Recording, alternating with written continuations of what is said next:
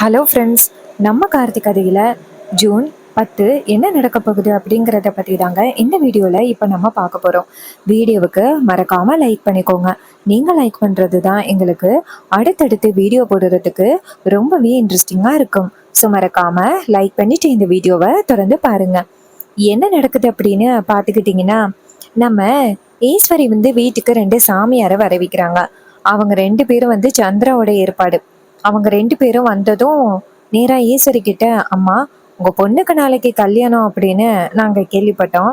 அதான் உங்களுக்கு உங்க பொண்ணுக்கு ஆசீர்வாதம் பண்றதுக்காக வந்திருக்கோம் அப்படின்னு. ஈஸ்வரி ரொம்ப சந்தோஷப்பட்டு, இந்த மாதிரி பெரிய இடத்து சாமியார் என் பொண்ணுக்கு ஆசீர்வாதம் பண்ணணும் அப்படின்னு வீடு தேடி வந்தது எனக்கு ரொம்பவே சந்தோஷமா இருக்கு. உங்களோட ஆசீர்வாதம் எப்பவுமே என் பொண்ணுக்கு கிடைக்கணும் அப்படின்னு பேசிக்கிட்டாங்க. அப்ப சந்திரா நேரா அவங்க அக்கா கிட்ட, அக்கா வாக்கா ஒரு நிமிஷம் உங்ககிட்ட பேசணும் அப்படின்னு. ஈஸ்வரி கேக்குறாங்க, என்னடி அப்படின்னு. அதுக்கு சந்திரா சொல்றாங்க, வாக்கா அப்படின்னு சொல்லிட்டு நேரா அவங்கள ரூமுக்கு கூட்டிட்டு போறாங்க. அங்க போனதும் ஈஸ்வரி கேக்குறாங்க, என்னடி அங்க அவ்வளவு பேர் இருக்காங்க, என்கிட்ட ஏதோ தனியா பேசணும் அப்படின்னு சொல்லிட்டு என்னை இங்க கூட்டிட்டு வந்துட்டு சொல்லுடி அப்படின்னு. அதுக்கு வில்லி சொல்றாங்க, அக்கா ஒரு விஷயம் நான் சொல்லுவேன், அத நீ இப்ப சரின்னு சொன்னீன்னு வச்சுக்கேன், அந்த டிரைவர் பையல நீ ஜெயிச்ச மாதிரி ஆகிரும். அதுக்கு ஈஸ்வரி கேக்குறாங்க, என்னடி சொல்ற? அதுக்கு வில்லி சொல்றாங்க, அக்கா அந்த டிரைவர் பையன் என்ன தைரியத்துல இப்படி எல்லாம் பண்ணிக்கிட்டு இருக்கான்? எப்படியும் நீ ரேவதிக்கு கல்யாணம் பண்ணிட மாட்ட, கடைசி நேரத்திலேயாவது தடுத்து இந்த கல்யாணத்தை நிப்பாட்டி அவன் ரேவதியோட கழுத்துல தாலி கட்டலாம் அப்படின்னு தானே எதிர்பார்த்து காத்துக்கிட்டு இருக்கான். ஒருவேளை அவனுக்கு இந்த கல்யாணம் தெரியாம நம்ம ரேவதிக்கு இன்னைக்கே கல்யாணத்தை பண்ணிட்டா அந்த டிரைவர் பையல நம்ம ஜெயிச்ச மாதிரி ஆகிரும்ல. ஈஸ்வரி கேக்குறாங்க, ஏய் ஏடி சொல்ற? எனக்கு ஒன்றும் புரியல. அதுக்கு வெள்ளி சொல்றாங்க, அக்கா என்ன புரியலன்னு சொல்ற? இங்க பாரு, உன் பொண்ணுக்கு இன்னைக்கே கல்யாணம் பண்ணலாம் அப்படின்னு சொல்றேன். எப்படியும் அந்த டிரைவர் பையலுக்கு இன்னைக்கு ரேவதிக்கு கல்யாணம் அப்படிங்கிற விஷயம் தெரிய போறது கிடையாது. வீட்டுல உள்ள எல்லாருமே நம்ம மிரட்டிடுவோம், யாரும் சொல்லக்கூடாது அப்படின்னு. அதன்படி யாரும் சொல்ல போறது கிடையாது. என்னடி சொல்ற? இதை கேட்டதும் ஈஸ்வரி சொல்றாங்க, நீ சொல்ற விஷயம் நல்லா தான் இருக்கு ஒரு பக்கம். சரி, நீ சொல்ற மாதிரியே செய்யலாம். இன்னைக்கு ரேவதிக்கு அந்த சாமியார் முன்னாடி கல்யாணத்தை முடிச்சிடலாம். அதுக்கப்புறம் நாளைக்கு சம்பிரதாயப்படி கல்யாணத்தை பார்த்துக்கலாம். டிரைவர் பையன் கண்டிப்பா இன்னைக்கு ரேவதிக்கு கல்யாணம் நடக்க போகுது அப்படின்னு ஒரு ஐடியா கூட இல்லாம இருப்பான். இதுவே நமக்கு சக்சஸ் தான் அப்படின்னு சொன்னதும் உடனே அவங்க சொல்றாங்க, ஆமாக்கா அதை தான் நான் சொல்றேன் அப்படின்னு. ஈஸ்வரியும் சரி ஓகே வா, அங்க உள்ள சாமியார் கிட்ட விஷயத்த சொல்லுவோம். 2 பேருமே அந்த இடத்துக்கு வராங்க. நேரா சாமியாரை பார்த்து கையெடுத்து கும்பிடுறாங்க. ஐயா வணக்கம் அப்படின்னு. சாமியார் சொல்றாரு, அம்மா வணக்கம், உங்க பொண்ணை வர சொல்லுங்க, அவங்களுக்கு ஆசீர்வாதம் பண்ணிட்டு கிளம்புறேன். அதுக்கு வில்லி சொல்றாங்க, ஐயா நீங்க ரொம்ப தூரத்துல இருந்து இங்க வந்திருக்கீங்க. உங்களை மாதிரி பெரியவங்களோட ஆசீர்வாதம் எங்க பொண்ணுங்களுக்கு கிடைக்கிறது ரொம்ப பெரிய புண்ணியம். இப்போ அது மட்டும் இல்லாம நீங்களே தாலி எடுத்து கொடுத்து எங்க பொண்ணோட கல்யாணத்தை நடத்தி வச்சீங்கன்னா நல்லா இருக்கும். இது கேட்டதும் ராஜா மயிலு ஷாக் ஆகுறாங்க. அப்போ வில்லி சொல்றாங்க, ஐயா உங்க கண்ணு முன்னாடியே இன்னைக்கு எங்க பொண்ணுக்கு கல்யாணம் நடக்கட்டுமே. இதை கேட்டதும் சாமியார் சொல்றாரு, அம்மா நீங்க எதுக்கும் கவலைப்படாதீங்க, இன்னைக்கு நடக்க போற கல்யாணம் நல்லபடியா நடக்கும். உங்களுக்கு என் கண்ணு முன்னாடி தானே இந்த கல்யாணம் நடக்கணும்னு ஆசை. இன்னும் 1 மணி நேரத்துல ஒரு நல்ல முகூர்த்தம் வருது. அந்த முகூர்த்தத்திலேயே அவங்க 2 பேருக்கும் உங்க விருப்பப்படி கல்யாணத்தை பண்ணிடலாம், சரியா? இதை கேட்டதும் ரொம்பவே சந்தோஷப்படுறாங்க ஈஸ்வரி. ஐயா எங்க நீங்க முடியாதுன்னு சொல்லிடுவீங்களோ அப்படின்னு ஒரு நிமிஷம் நான் பயந்துட்டேன். நீங்க சரின்னு சொன்னது எனக்கு இப்போ ரொம்பவே சந்தோஷமா இருக்கு. அதுக்கு வில்லி சொல்றாங்க, அக்கா எப்படியும் சாமியார் வேண்டான்னு சொல்ல மாட்டாங்க அக்கா. அவங்க நம்ம எல்லாருமே நல்லா இருக்கணும் அப்படின்னு நினைக்கிறவங்க. அதனால கண்டிப்பா அவங்க வேண்டான்னு சொல்ல மாட்டாங்க அக்கா. இதை கேட்டதும் ஈஸ்வரி சொல்றாங்க, ஆமா சந்திரா, எப்படியும் நம்ம பொண்ணுக்கு நல்லபடியான லைஃப் அமைஞ்சா போதும். ரேவதி சாமியாரே சொல்லிட்டாங்க, இன்னைக்கு ஒரு நல்ல முகூர்த்தமா இருக்கான். அந்த நேரத்துல உனக்கும் மருதுக்கும் கல்யாணம் பண்ணிடலாம். நீ போயிட்டு கல்யாணத்துக்கு நாளைக்கு கட்ட போற சாரிய இப்பவே கட்டிட்டு வா. ராஜா டக்குன்னு, ஈஸ்வரி என்ன நீ இப்படி பேசுற? இங்க பாரு, நாளைக்கு தானே கல்யாணம்னு சொன்ன. அப்ப ஈஸ்வரி சொல்றாங்க, இருங்க உங்ககிட்ட கொஞ்சம் பேசணும் அப்படின்னு. ஈஸ்வரி நேரா அவங்க ராஜா கிட்ட என்ன நாளைக்கு அந்த டிரைவர் பையன் இந்த கல்யாணத்தை நிப்பாட்டிடுவான் அப்படிங்கிற ஒரு தைரியத்துல நீங்க இருந்தீங்களா? இப்ப கல்யாணம் நடக்க போகுது அப்படின்னு உங்களுக்கு கொஞ்சம் கூட யோசனையே இல்லையில. எப்போ உங்க மாப்பிள்ளை கிட்ட சொல்றது அப்படின்னு தானே காத்துக்கிட்டு இருந்தீங்க. இங்க பாருங்க, அவனுக்கு யாராவது ஃபோன் பண்ணீங்க அவ்வளோதான், ஃபோனை கொடுங்க அப்படின்னு ராஜா கிட்டேருந்து, மயில் கிட்டேருந்து, ரோகிணி கிட்டேருந்து ஃபோனை வாங்கிடுறாங்க. ஃபோனை வாங்கி கொண்டு போய் நேரா அந்த இடத்துல வச்சுட்டு, யாராவது ஃபோனை எடுத்து அவனுக்கு சொல்லணும் அப்படின்னு முயற்சி பண்ணீங்க, அவ்வளோதான் அப்படின்னு சொல்லிட்டு ஈஸ்வரி நேரா அவங்க புருஷனை பார்த்து, இங்க பாருங்க, இன்னைக்கு என் பொண்ணுக்கு நடக்க போற கல்யாணம் உறுதி. அதுல எந்த வித மாற்றமும் இல்ல. யாராவது இந்த கல்யாணத்தை தடுக்கணும் அப்படின்னு நினைச்சீங்க, அப்புறம் இந்த ஈஸ்வரியோட உண்மையான சுயரூபத்தை பாக்குற மாதிரி இருக்கும் அப்படின்னு சொல்லிட்டு ஈஸ்வரி அந்த இடத்துல இருந்து நேரா அவங்களோட ரூமுக்கு போறாங்க. அதே நேரத்துல ரேவதி வந்துட்டு கல்யாணத்துக்காக ரெடி ஆகுறாங்க. அப்போ நம்ம ரோகிணி போயிட்டு நேரா கதவை திறந்து பாக்குறாங்க. பார்த்தா ரேவதி கல்யாண உடையில தயாரா இருக்காங்க. இதை பார்த்துட்டும் ரோகிணிக்கு செம்ம ஷாக்கிங்கா இருக்கு. ஏ ரேவதி, என்னடி பண்ற? நீ பாட்டுக்கும் கல்யாணத்துக்கு ரெடி ஆயிட்டு இருக்க. இங்க பாரு, இந்த கல்யாணம் வேண்டாண்டி. அந்த அம்மா பார்த்துருக்கிற மாப்பிள்ளை நல்லவனே கிடையாது.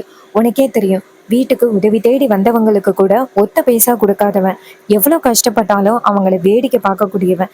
இவனுக்கு போய் நீ எப்படி கழுத்தை நீட்டணும் அப்படின்னு முடிவு பண்ண? அம்மா சொன்னாங்க அப்படின்னு நீ பாட்டுக்கும் சாரி கட்டுறதுக்கு வந்து ரெடியா இருக்க. இங்க பாருடி, சொல்றது கேளு, அதெல்லாம் எதுவும் வேண்டாம் அப்படின்னு.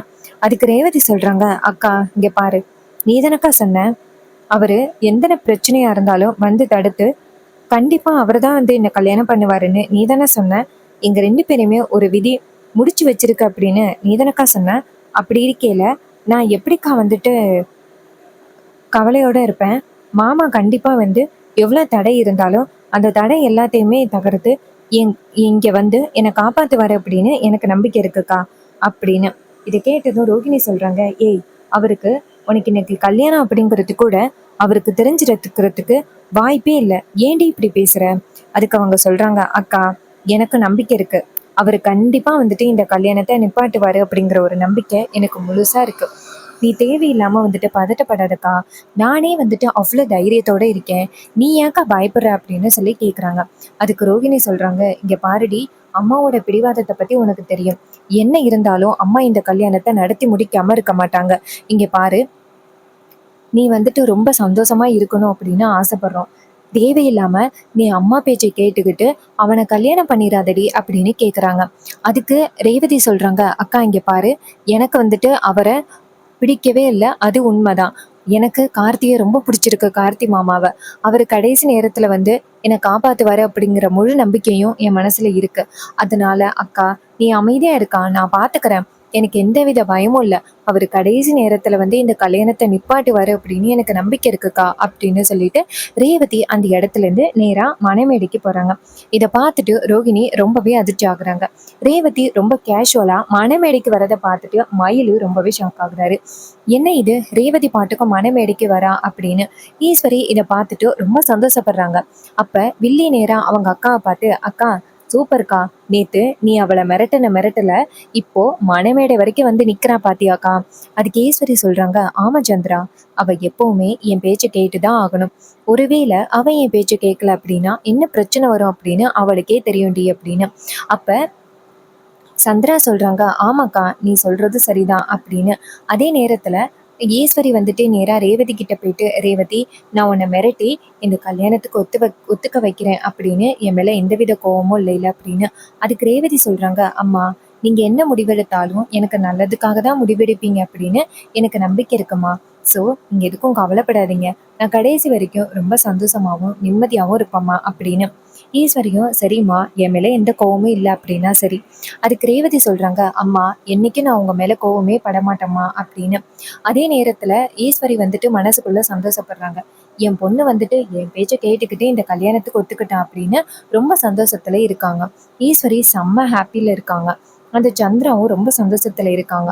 அந்த மருது சரியான கேடு கட்டவன், அவனை ரேவதி கல்யாணம் பண்ணிட்டு அதுக்கப்புறம் கடைசி நேரத்துல அவன் கெட்டவன் அப்படின்னு தெரிய வந்துச்சு அப்படின்னா ரேவதி அழுவா. ஈஸ்வரி தன் பெண்ணோட வாழ்க்கைய இப்படி ஒரு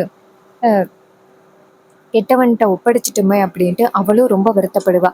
இது எல்லாம் பார்த்துட்டு நம்ம செம்ம ஹாப்பியா இருக்கலாம்ல அப்படின்னு வில்லி செம்ம சந்தோஷத்துல இருக்காங்க.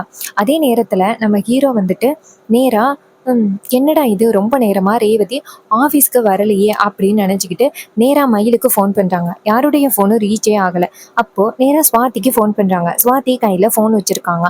அப்போ ஸ்வாதி ஃபோனை பார்த்துட்டு மாமா தான் ஃபோன் பண்ணுறாரு அப்படின்னு நேரா மயிலு கிட்ட, மாமா அம்மா வந்துட்டு என் ஃபோனை வாங்குறதுக்கு மறந்துட்டாங்க போல.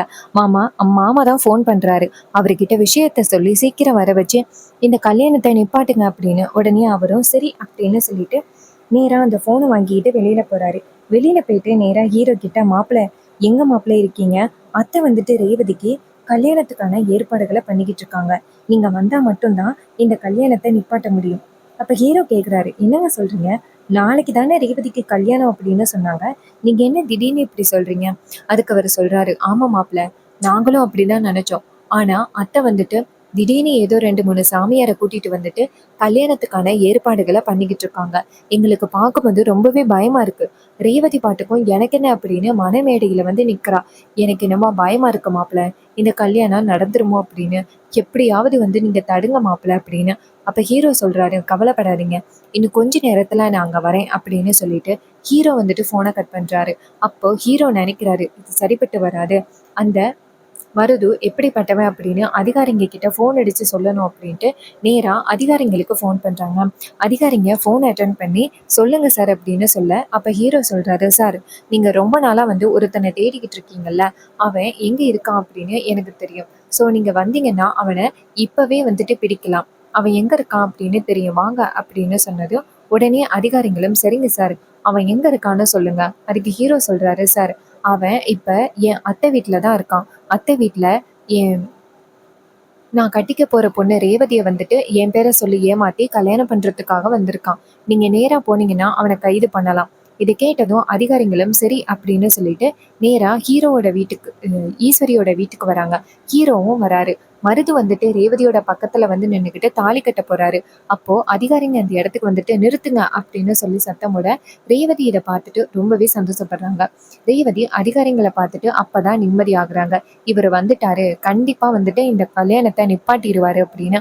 அதிகாரிங்க வந்துட்டு, மேடம் இங்க என்ன நடக்குது அப்படின்னு. ஈஸ்வரி சொல்றாங்க, சார் என் பொண்ணுக்கு ஒரு சின்னதா ஒரு சம்பிரதாயம் பண்ண போறோம். இன்னைக்கு ஒரு சின்னதா கல்யாணத்தை பண்ணிட்டு நாளைக்கு வந்துட்டு கல்யாணம் பண்ணலாம் அப்படின்னு நான் முடிவு பண்ணோம். இதை கேட்டதும் செம்ம ஷாக் ஆகுறாங்க அதிகாரிங்க. மேடம் நீங்க நினைக்கிற மாதிரி அவன் நல்லவனே கிடையாது. அவன் ரொம்ப தவறானவன். அவனை எப்படி உங்க பொண்ணுக்கு கல்யாணம் பண்ணி வைக்கணும் அப்படின்னு முடிவு பண்ணீங்க? நீங்க பண்ணது ரொம்ப பெரிய தப்பு. இதை கேட்டதும் ரொம்பவே ஷாக் ஆகுறாங்க ஈஸ்வரி. இங்க பாருங்க, கண்டிப்பா அவரு அப்படிப்பட்டவரெல்லாம் கிடையாது அப்படின்னு. அதுக்கு அதிகாரிங்க சொல்றாங்க, மேடம் எங்ககிட்ட அவன் எப்படிப்பட்டவன் அப்படிங்கிறதுக்கான ஆதாரம் கையில இருக்கு, இங்க பாருங்க அப்படின்னு சொல்லிட்டு அந்த மருது எப்படிப்பட்டவன் அப்படிங்கிறதுக்கான ஆதாரத்தை அதிகாரிங்க காமிக்கிறாங்க. அப்போ ஈஸ்வரி அதையெல்லாம் பார்த்துட்டு ரொம்பவே ஷாக் ஆகுறாங்க. அப்போ ஈஸ்வரி சொல்றாங்க, சார் இவன் இப்படிப்பட்டவன் அப்படிங்கிற விஷயம் எனக்கு தெரியாது சார் அப்படின்னு. அதுக்கு அதிகாரிங்க சொல்றாங்க, இங்க பாருங்க மேடம், கடைசி நேரத்துல எங்களுக்கு கார்த்திக் சார் தான் தகவல் சொன்னாரு. இல்லைன்னா எங்களால இந்த இடத்துக்கு சரியான நேரத்துக்கு வந்திருக்க முடியாது. உங்க பொண்ணோட லைஃபும் கேள்விக்குறியா இருக்கும். ஏன் மேடம் நீங்க இப்படி ஒரு தப்ப பண்ணீங்க அப்படின்னு சொல்லிட்டு கேக்குறாங்க. ஸோ இந்த கதை உங்களுக்கு பிடிச்சிருக்கா? ஸோ இந்த கதை உங்களுக்கு பிடிச்சிருந்துச்சுன்னா இந்த வீடியோவுக்கு மறக்காம லைக் பண்ணிக்கோங்க.